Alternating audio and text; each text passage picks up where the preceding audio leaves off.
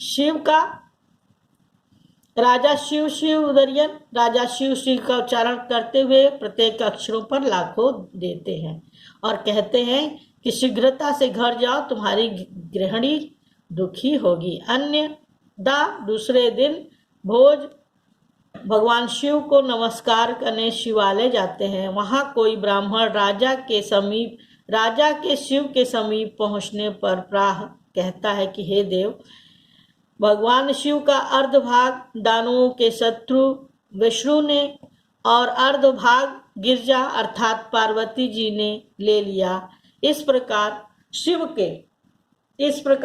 का इस हरण कर लिया। शिव के अर्धभाग का हरण दानवों के बैरी अर्थात शत्रु विष्णु ने कर लिया और अर्धभाग का हरण माता गिरजा अर्थात माँ पार्वती ने कर लिया।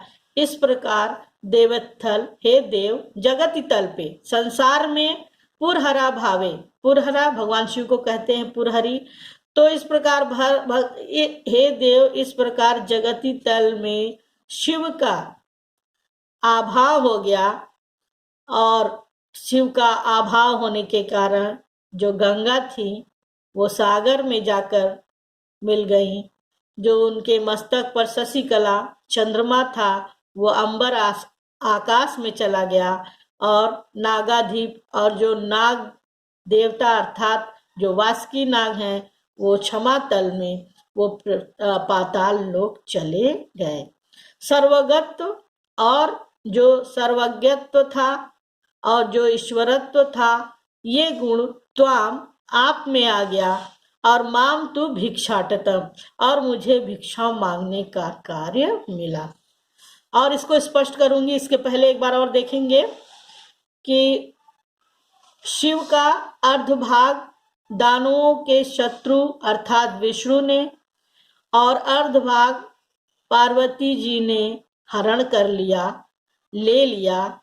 तो हे देव, इस जगत तल पर, इस संसार में शिव का अभाव होने के कारण गंगा सागर में चली गई, चंद्रमा आकाश में चला गया और नागराज पाताल लोक चले गए। सर्वज्ञता और ईश्वरत्व त्वमत गतम, सर्वज्ञता और ईश्वरत्व ये दोनों गुण आप में आ गए और माम तू भिक्षाटनम, और मुझे भिक्षाटन का कार्य प्राप्त हुआ। अर्थात देखिए यहाँ पर ये बताना चाहते हैं श्लोक में, राजा भोज की उदारता तो चली रही है कि भगवान जब दिखाई ही नहीं दिए तो भगवान जो अपने शरीर पर धारण करते ना, मस्तक पर गंगा, चंद्रमा, गले में नागराज, ये कहाँ गए?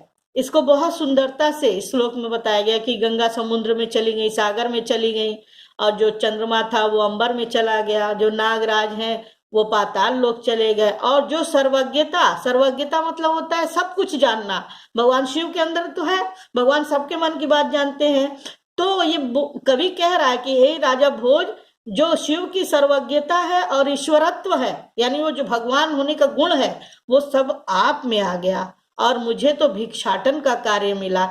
ये भी एक गुण है भगवान शिव का, भिक्षाटन करना। उन्हें कहा जाता है कि उनका अपना कोई ऐसा निवास नहीं है, वो पृथ्वी और आकाश पाताल पूरे सृष्टि में घूमते रहते हैं और उनके साथ आपने देखा होगा एक कमंडल भी होता है, इसलिए उन्होंने ऐसा कहा।